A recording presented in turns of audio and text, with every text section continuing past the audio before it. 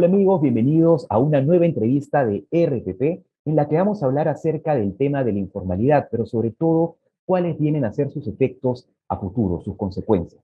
En nuestro país, 3 de cada 4 trabajadores tienen un empleo informal, lo que hace que no tengan acceso a programas sociales, a aseguramiento en salud de calidad o también al sistema de pensiones. ¿Cómo garantizarles una vejez digna?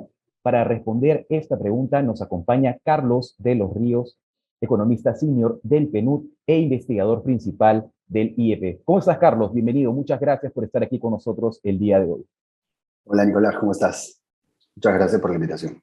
Gracias a ti, Carlos, por poder estar aquí con nosotros y quisiera preguntarte acerca de, más allá de la definición de informalidad, quisiera conversar acerca de sus efectos, ¿no? ¿Cómo es que afecta a la calidad de vida de todos los peruanos? ¿De qué beneficios sociales los priva, por ejemplo?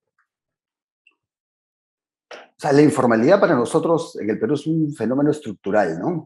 Que tiene larga data y que si bien hemos tenido alguna leve recuperación en los últimos años, es algo que ha sido bastante fuerte y que después se afectó mucho más por la pandemia. De hecho, como mencionabas, ¿no? El 77% casi de los peruanos tiene un empleo informal, que es una de las tasas más altas de América Latina. Inclusive te diría que hay algunos estudios que dicen que para el nivel de ingresos del Perú, estamos como 20 puntos más allá de lo que deberíamos estar en términos de informalidad. Pero el empleo informal existe porque también existe un sector informal, ¿no? Hay un sector informal que son unidades productivas muy pequeñas, que no están registradas en la administración tributaria, que contribuyen de una manera importante al PBI, que son la mayor parte de empresas que nosotros tenemos en nuestro país. También, por supuesto, el empleo informal existe en el sector formal, ¿no? Dentro del sector formal, de empresas registradas adecuadamente y demás, que no necesariamente cumplen con los trabajadores. Ahora, entonces como que los efectos para la calidad de vida vienen por ambos lados, ¿no? Por el lado un poco más de las empresas que normalmente son muchos, como se les denomina, cuentapropistas, o personas solas que tienen sus propios negocios o emprendimientos, no son sujetos de crédito formal, no participan de procesos de compras públicas, por ejemplo, tienen accesos muy limitados a los mercados, y eso hace que al final no puedan además progresar mucho porque tienen muy limitado acceso a las cosas. Entonces, para este grupo de personas que tienen microempresas de una o de dos personas que la manejan, Sí. Ahí hay un problema de productividad y por lo tanto un problema de ingresos también para ellos, ¿no? Y por lo tanto, esos problemas de ingresos se trasladan a todas las consecuencias que nosotros sabemos asociadas a la pobreza. De hecho, creo que el 65% de las personas que trabajan en el sector informal son pobres. Ahora, por otro lado está lo que tú decías, ya no pensando en el sector informal, sino también pensando ya solamente en los trabajadores que forman parte del sector informal. Efectivamente, ¿no? Estos trabajadores no están cubiertos por la legislación laboral, están sujetos a despidos intempestivos, a lo que sea, pero no cuentan con seguridad social, y eso quiere decir que no tienen ningún tipo de sistema de aseguramiento al que puedan acceder, digamos como de salud, pertenecerán al SIS quizás, pero no al sistema de seguro social, no tienen pensión, no tienen ningún tipo de protección ante los despidos, entre otros, ¿no? Claro, Entonces, claro. los deja en una situación de bastante vulnerabilidad, diría yo. Claro, precisamente esta situación de vulnerabilidad que es un efecto o una consecuencia de tener un empleo informal, no es algo que los trabajadores informales buscan, ¿no? Sino que el mercado laboral eh, les da pocas ofertas formales para poder trabajar. Y en muchos casos, como tú bien has mencionado también, el mismo sector formal tiene empleo informal, ¿no es así? Así es. El sector informal, o sea, el empleo informal viene del mismo sector informal, pero también del sector formal. Por supuesto que la gran mayoría viene del sector informal. Claro. Es cierto que no hay muchas oportunidades, eso estoy de acuerdo, pero también es cierto que gran parte de la demanda de trabajo es una demanda de trabajo de las empresas, digo, la demanda de trabajo es bastante limitada porque son empresas chiquititas, ¿no? Son micro y pequeñas empresas de una persona, de dos personas, de tres, claro. ¿no? Que forman la gran mayoría. O sea, el 89% de los trabajadores informales de áreas urbanas, por ejemplo, trabaja o por cuenta propia o en empresas que tienen menos de 10 trabajadores, para que más o menos tengamos una idea. Básicamente en el sector de comercio y servicios, ¿no? Claro, es la mayor Entonces, concentración de las mismas, ¿no? no es que las empresas formales están demandando trabajadores informales, Ujú. de hecho pasa, pero es que también tenemos un gran sector informal que no va a demandar trabajadores formales, justamente por sus propias condiciones y su limitado acceso a capital, a recursos, a crédito, ¿no? Ujú, claro. Ahora, Carlos, pasando un poquito más a las proyecciones a futuro, por ejemplo, la ONU estima que la población de adultos mayores, o sea, teniendo en cuenta la que tenemos ahora, al 2050 se va a duplicar. Y esto hace que, por ejemplo, de acá a aproximadamente 30 años, nuestros trabajadores informales de hoy vayan a tener, o sea, se van a duplicar también, ¿no? Entonces, ¿cómo va a afectar a futuro la informalidad de hoy a esos trabajadores durante su vejez? ¿No? Eso creo que es un súper tema y una muy buena pregunta, ¿no? En el Perú ahora, la población que tiene más de 60 años, si no Ujú, me equivoco, es casi 5 millones, ujú. ¿no? Como el 15% de la población. Pero según CEPLAN, para el año 2050, sería esta población de más o menos 12 millones de personas, de peruanos. Entonces, Wow. para el año 2050 tendremos casi el 30% de la población de más de 60 años.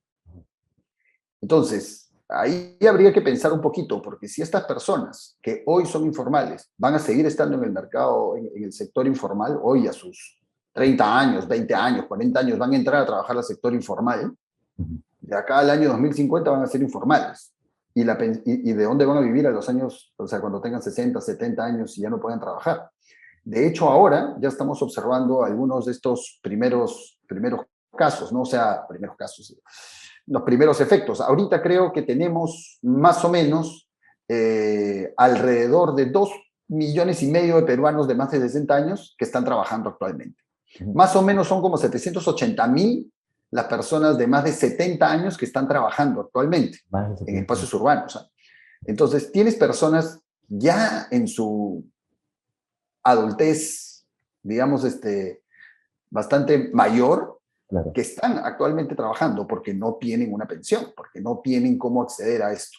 Ujú. Ahora es importante también considerar de que, digamos, la pobreza y los bajos ingresos, en todo caso que tenemos ahora sabes que 1 de cada 4 peruanos es considerado pobre, lo que significa que tiene es un ingreso per cápita menor de creo que 400 oles o algo por el estilo, Aproximadamente. mensual.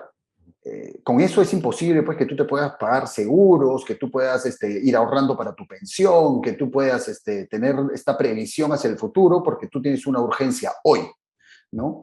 Entonces, si bien hay un espacio privado, incluso en el espacio público, donde tú puedes de alguna manera, como cuentapropista, como trabajador independiente, puedes hacer tus aportes, es bien limitado y es bien difícil que eso termine pasando. Lo que a mí, justamente por un tema de ingresos, lo que a mí me preocupa es si la población va a ser casi 12 millones acá al 2050 y todos casi son informales, ¿cómo los vamos a mantener?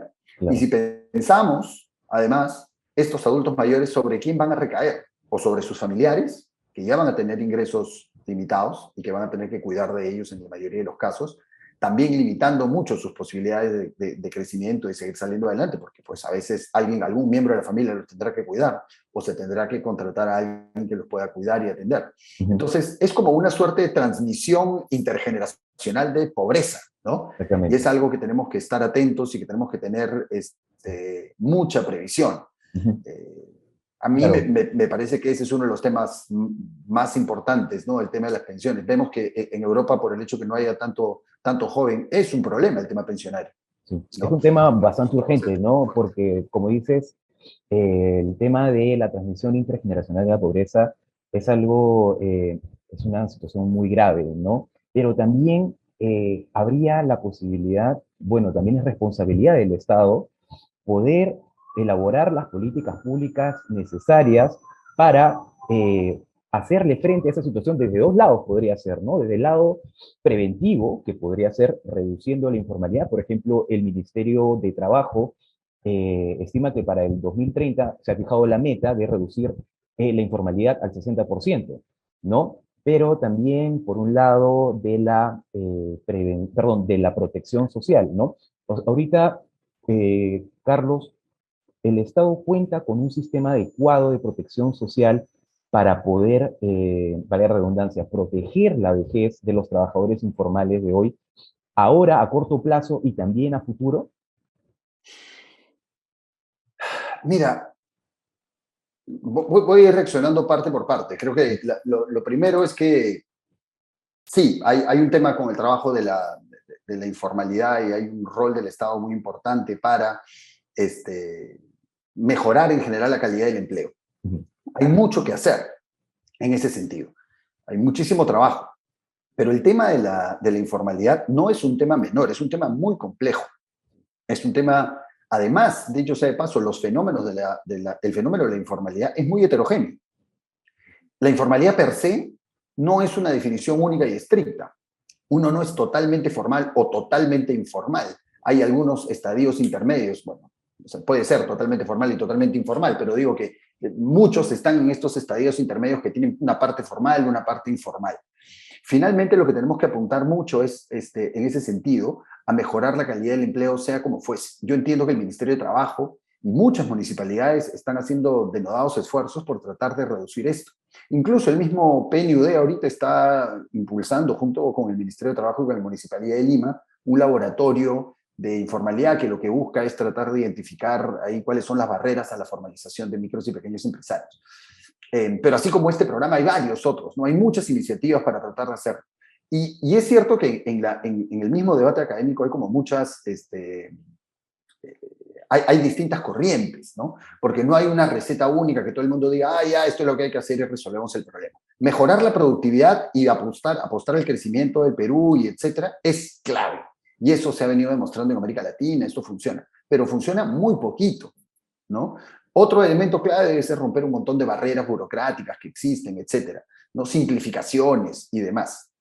Pero apostar por la formalidad es una tarea muy, muy, muy compleja, ¿no? Esa sería como mi primera reacción para este tema que decías de mejorar la calidad del empleo en sí misma. Ahora, de hecho hay un sistema de protección social, pero me da la impresión de que más bien se tiene una oportunidad muy importante para abordar todos estos desafíos estructurales que hay en el Perú y que limitan además nuestro crecimiento, que sea un crecimiento inclusivo, redistributivo, de largo plazo.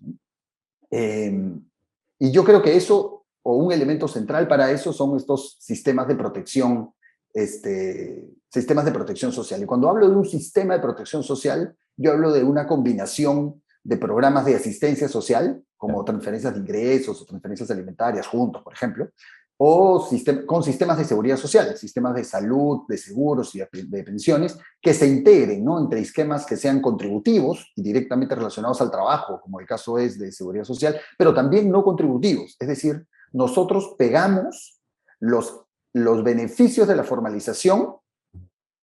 O sea, es decir, si tú eres formal, si tú eres una persona formal, tú vas a tener todos los beneficios asociados a eso, seguridad social, pensión, etcétera. Pero si tú eres informal, no tienes ninguno de estos servicios. Entonces, ¿qué pasa? Que en el Perú, como bien dices, 3 de cada 4 son informales. Entonces, no tienen acceso a ninguna de estas cosas. Entonces, la pregunta es, ¿qué hacemos? Entonces, yo creo que sí, hay que mejorar la calidad del empleo apostando a la formalización, pero por otro lado, quizás un elemento clave es desligar este tipo de beneficios del mercado laboral. El ser formal. De hecho, el Perú algo ya está haciendo. O sea, pensión 65 es una suerte de pensión no contributiva. O sea, es independiente que tú trabajes o no, ¿no? Sí. Pensión 65 se da a adultos mayores en condición de pobreza o pobreza extrema y actualmente atiende a más de 600.000 adultos mayores. Juntos es un esquema de asistencia social que también tiene un largo alcance, ha venido creciendo en el tiempo, es un programa que ha sido muy exitoso, y ahí están. Ahora, la pregunta es, ¿cómo integramos programas de asistencia social con estos programas de seguridad social? ¿Cómo hacemos la universalización, por ejemplo, de una pensión mínima para todos? Porque estos programas que he mencionado son muy rurales. ¿Cómo hacemos para ponernos más urbanos? Porque recordemos que mucho de la pobreza y mucho de la informalidad afecta principalmente en entornos urbanos. Y creo que ahí está el gran reto, ¿no? El gran reto es poder diseñar adecuadamente estos sistemas de protección. El Perú tiene con qué hacerlo, porque ya hemos venido teniendo experiencias, como mencioné, con Pensión 65, con el SIS y su universalización. Hemos tenido también algunas experiencias con programas de transferencias de ingresos, el bono, que mal que bien algo pudo ayudar. Entonces yo creo que hay esquemas, pero lo que tenemos que hacer es desarrollar un sistema, una cosa que funcione como un todo, que permita, digamos, no solamente pues dar esta asistencia y que funcione así, sino también que se promueva una mejora constante de la productividad de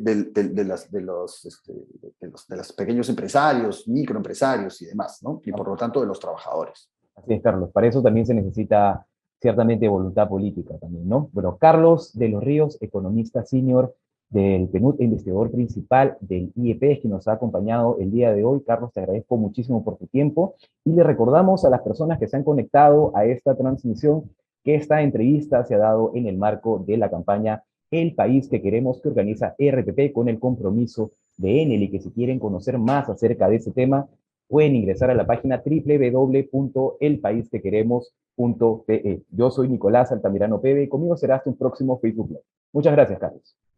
Muchas gracias. Adiós. Chao. El País que Queremos es organizado por RPP con el compromiso de Enel.